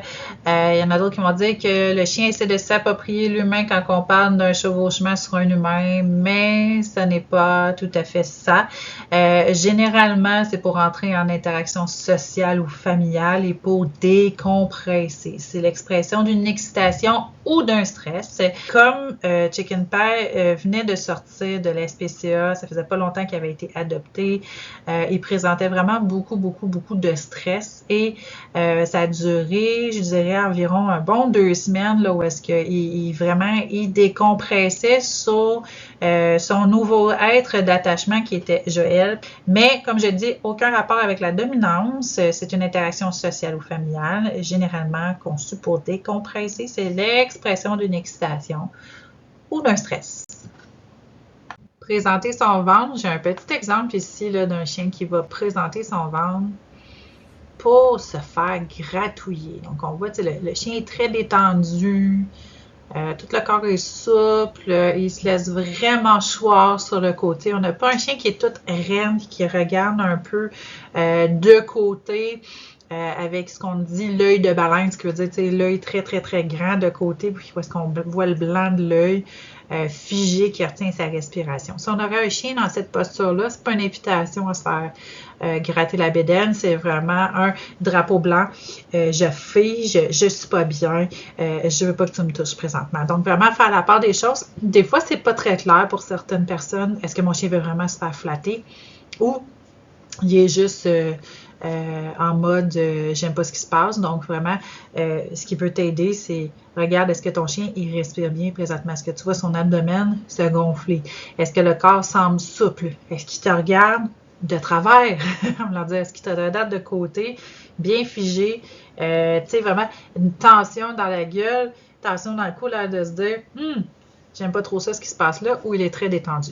Puis, dans le pire des cas, on s'abstient. On s'abstient de toucher le chien si on n'est pas sûr s'il veut se faire câliner à ce moment-là. Retenez sa respiration. J'ai une belle petite vidéo ici d'un chien qui, de l'autre côté de la clôture, voit quelqu'un approcher. Donc déjà là, la queue se lève, se rebaisse, le chien détourne beaucoup le regard, c'est fuyant. Il s'est léché les babines. On a vu un peu l'œil de baleine, l'œil là, le petit blanc de l'œil. Puis là, on a un beau fige. Donc, je te le remontre. Donc, on a le petit œil de côté. Là, on voit tout le blanc, tout étendu, léchage de babine, tournage de tête, clignement des yeux, les oreilles se font aller. Oh, tout est figé. On tient notre respiration. Donc, voilà. Donc, on a un chien présentement qui n'est pas très à l'aise avec ce qui se présente de l'autre côté de la clôture. Se gratter. Oh, qu'est-ce qui se passe par là? Qu'est-ce qui se passe? Donc, on a un chien présentement qui est dans un parc avec beaucoup d'amis autour. C'est une introduction. Le chien était plus ou moins à son aise, très en retrait en train d'observer. Puis, à un moment donné, il s'est mis à se secouer, s'asseoir, se mettre à se gratter, regarder de tous les côtés comme ce qu'on vient de voir là. Je vais juste te remettre une dernière fois la petite vidéo. Là. Donc, le chien se gratte. Bien sûr, ça peut être son harnais qui le dérange présentement, mais là, on a un petit retournement. On regarde un petit peu partout, la tête se bouge, on tient un petit peu notre respiration, on recommence à allaiter et on recommence à se gratter. Ici, j'ai une belle vidéo d'un chien qui se secoue, puis je ne la commande pas tout de suite, je vais te laisser observer.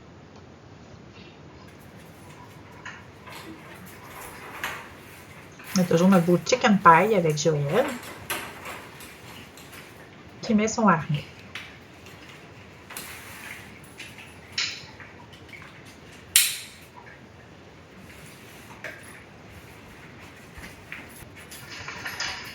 wow! Fait que là, on s'est secoué jusqu'au bout de la queue. Hein? Donc, on a un chien vraiment qui n'a pas de trouble, du moins qui n'est pas, pas coincé au niveau de sa physionomie. Mais c'est typique chez Chicken Pie, moindrement, on a dû faire une désensibilisation au harnais et moindrement que le harnais sur le dos, après ça, il se met à se secouer. Donc, il y a un petit inconfort. L'appel au jeu, les pattes en avant, tout le corps par en avant, les fesses dans les airs, le popotin qui se fait aller, la queue qui se fait aller ou un petit fiche, tout dépendamment. Ça peut être un chien qui sautille sur place avec cette posture-là. Bref, c'est un appel au jeu.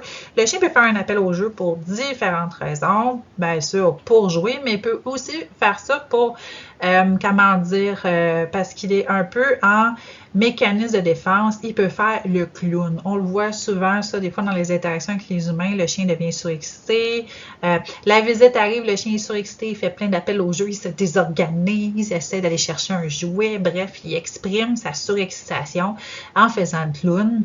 Je te montre la belle petite vidéo ici. On a le chien noir, tu vois, la vidéo est au ralenti, mais je trouve ça précieux parce qu'on voit plein de choses. On a un petit appel au jeu.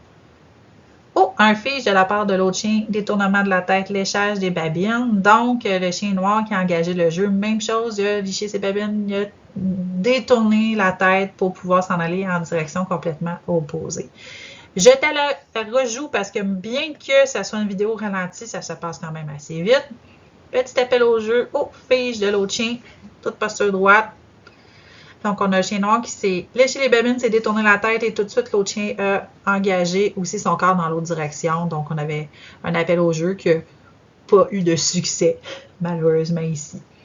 Je te montre une vidéo d'un chien qui fait les 100 pas, ou dans notre jargon, on appelle ça faire du pacing. Donc, le chien qui va vraiment faire les 100 pas, tourner en rond. C'est très léger pour le moment. Je n'ai pas une grosse séquence de vidéos, là, mais c'est juste pour te donner un petit aperçu. Parce que c'est fréquent des fois qu'on va chez le vétérinaire et que notre chien a de la difficulté à rester en place. Et puis on dit il est excité. Non, dans ce cas-ci, Chicken Pie n'est pas excité, il est vraiment stressé. Toutes les traits sont tirés en arrière, il respire fort. Là, c'est ça, Joël s'installe à terre, fait qu'il y a un petit moment d'excitation, mais il recommence à bouger, faire du pacing. La première commande verbale pour lui demander de s'asseoir. Oh, c'est pas trop sûr. Puis là, ben, il finit par s'asseoir. Donc, faire les 100 pas. Meilleur exemple que je peux donner aussi, on voit ça souvent dans les zoos chez certains animaux, là, où est-ce qu'ils vont faire du long en large sur le bord de la clôture. Pour certains, c'est devenu un trouble obsessionnel compulsif. C'est qu'il évacue le stress ou il dépense de l'énergie comme ça. Mais dans plusieurs situations, le chien peut aussi faire les 100 pas. Donc, on a le bout de Chicken Pie ici. La vidéo, c'est une désensibilisation. Chicken Pie est vraiment pas à l'aise en milieu clinique. Donc, Joël a répété plusieurs fois, plusieurs simulations pour éventuellement qu'il puisse être en mesure de recevoir des soins comme le vaccin. Je te laisse observer la petite vidéo et je vais commenter par la suite.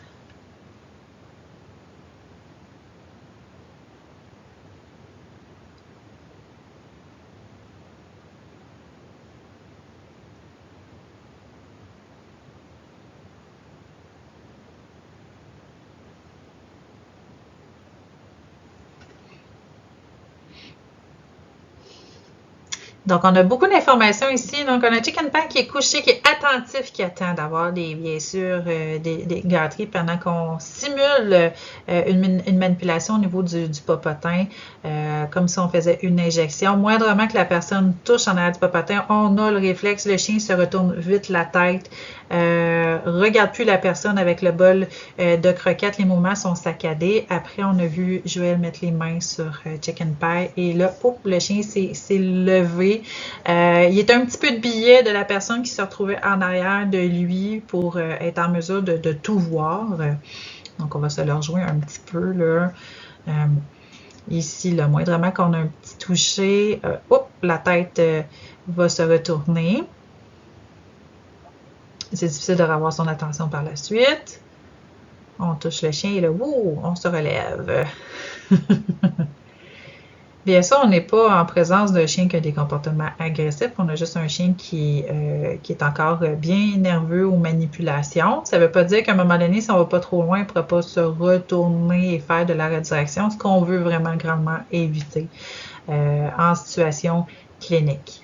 L'érection chez nos mâles, bien évidemment, opérée ou non opérée, un chien peut avoir une érection. Donc,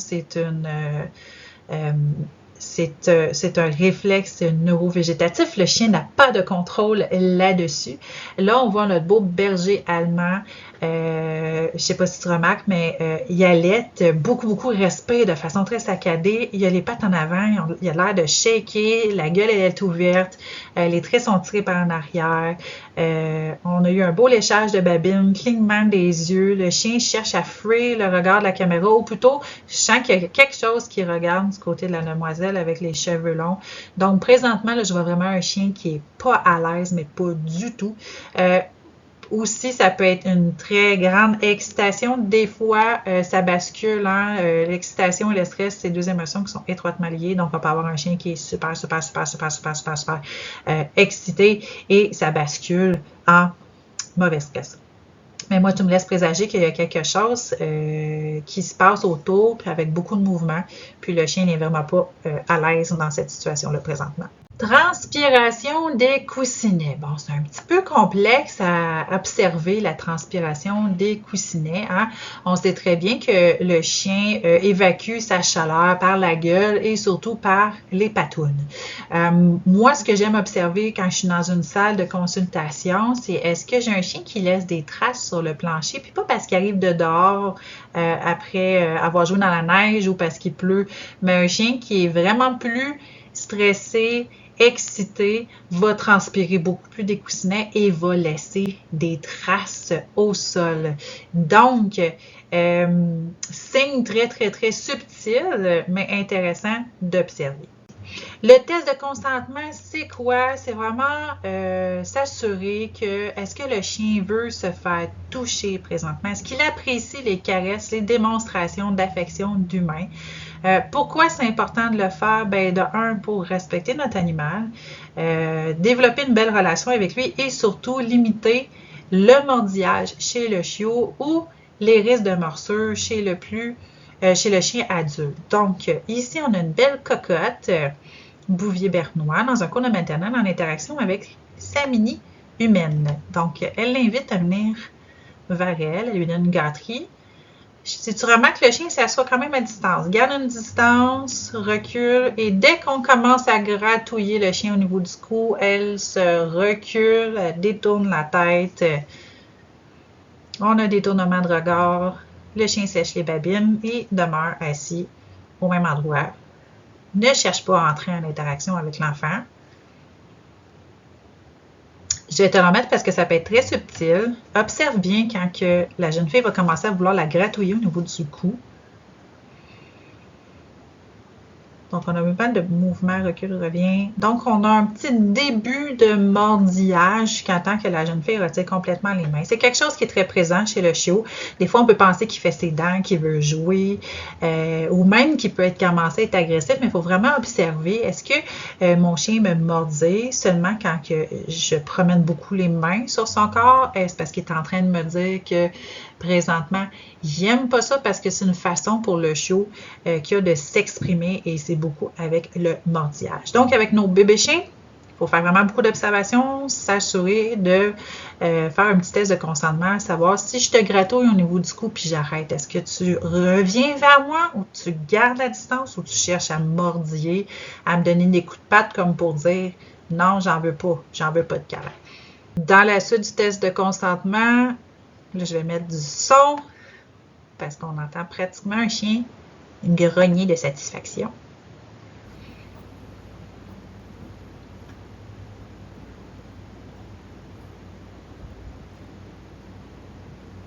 Donc, on gratouille le chien, on observe son chien. Donc là, on a un chien qui est relax, qui met la patte, qui redemande un peu plus de caresses, qui a les yeux dans la graisse de bine. Et on a une espèce de sinement, de grognement de satisfaction. Elle s'appuie la tête. Ouais, un petit grognement de satisfaction. Elle s'appuie la tête dans la main de son humaine, l'air de dire continue. Est-ce qu'un chien sait vraiment qu'il a fait une bêtise? Est-ce que notre chien peut vraiment faire la notion entre ce qui est bien et ce qui est mal? Je te fais jouer cette petite vidéo-ci et je te reviens avec la réponse. Donc, est-ce qu'un chien sait vraiment qu'il a fait une bêtise? La réponse est non. C'est sûr qu'un chien peut vraiment avoir fait une bêtise et tu vas rentrer dans la pièce et tu, comme mon ami Millie qui est rentrée dans la pièce après un prank, a fait semblant d'être fâché, ben c'est sûr que ton chien, tout ce qu'il voit présentement, c'est l'humain qui est fâché, qui hausse la voix, il comprend pas trop pourquoi et il annonce plein de signaux d'apaisement, de stress, puis ben, qui démontre tout simplement qu'il n'est pas confortable. Donc, que ton chien ait fait une bêtise ou non, ben ça n'a pas été démontré qu'il sait qu'il a fait une bêtise. Dans le fond, il voit juste que tu es fâché, puis il essaie de se faire le plus petit possible. En conclusion, il y a 3 choses que j'aimerais que tu retiennes de cette formation-ci, parce qu'on on a vu plusieurs notions. C'est qu'il y a tellement de subtilité dans le langage canin. Le langage canin, il est riche en informations.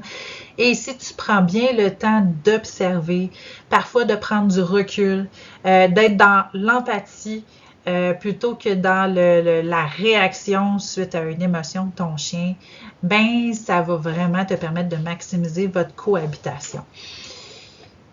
En deuxième lieu, chien qui grogne n'est pas un mauvais chien.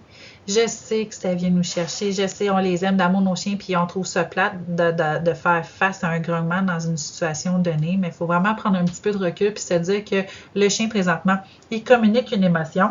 Puis je veux qu'il la communique, cette émotion-là, parce que je veux pas me faire mordre, je veux pas que mes enfants se fassent mordre, je veux pas que ma visite se fasse mordre. Donc, je veux que mon chien avertisse le plus longtemps possible. Donc, te dire qu'un chien qui grogne est un bon chien. Et surtout, lui donner les outils dans cette situation-là pour justement ne pas se retrouver à grogner. Donc, est-ce qu'il y a besoin d'espace? Est-ce qu'il y a besoin qu'on lui apprenne à faire confiance à la main qui approche d'un objet? Bref, un chien qui grogne, c'est un bon chien. Aussi, te dire que l'espèce canine, c'est vraiment une belle espèce, une espèce à part entière, puis bien que domestiqué, le chien demeure un chien dans une société conçue par et pour des humains. S'il y a même beaucoup d'humains qui ont de la difficulté à s'adapter au rythme effréné de la technologie puis de la ville, imagine un chien. Nos sociétés n'ont pas été conçues pour le chien, ont été vraiment conçues pour des humains, puis on a tendance à l'oublier. On a tendance à oublier aussi que le chiot n'arrive pas avec une connaissance innée de comment il devrait se comporter dans une maison. Il ne devient pas systématiquement propre. Il ne sait pas qu'il n'a pas le droit de gruger telle ou telle chose dans la maison, d'adopter tel ou tel comportement. Il y a vraiment besoin que tu lui fournisses un cadre, des routines, que tu puisses intégrer des rituels, d'apprendre à gérer ses émotions par le jeu. Bref, que tu puisses vraiment l'accompagner pour maximiser votre cohabitation. Mais ne pas oublier que généralement, la société est vraiment faite pour des humains, qu'elle n'est pas adaptée pour les chiens. Puis le mieux qu'on puisse faire, c'est vraiment désensibiliser notre chien, l'habituer à se comporter le mieux possible, être un bon chien-toyen. Je te laisse aussi une foule de références, des lectures, une entrevue. J'aurais pu en mettre beaucoup plus, mais ça, c'est les principales références sur lesquelles je me suis basée pour donner cette formation aussi. C'est le temps de se dire au revoir. Merci beaucoup d'avoir été avec moi jusqu'à la toute fin. Si tu as des questions, des commentaires, des suggestions, des vidéos de comportement de ton chien que tu veux nous envoyer, qui pourraient nous être utiles pour cette formation-ci, je t'invite à communiquer avec nous à info@commercialhumanipassion.com. Sinon, sur notre plateforme, bien évidemment, tu trouveras une foule de formations pour t'accompagner dans l'éducation de ton chien et apprendre à mieux le connaître. Je t'ai donné beaucoup d'informations. Ça se peut que tu sois un petit peu déstabilisé, hein, selon ton niveau de connaissance en langage canin. Le langage canin, c'est très, très riche en informations. Ça se peut que tu arrives à la maison, que tu regardes ton chien et qu'un univers s'ouvre à toi. Des fois, on peut avoir un petit élan de panique parce qu'on veut s'assurer de faire les bonnes choses. Donc, prends un petit peu de recul, aie des conversations avec les membres de ta famille et surtout observe. Ça va vraiment te permettre de mieux comprendre et cohabiter avec ton chien. Et surtout, je t'invite à toujours y aller avec bienveillance et empathie parce que, comme toi et moi, le chien est un être d'émotion. Merci, puis à une prochaine formation.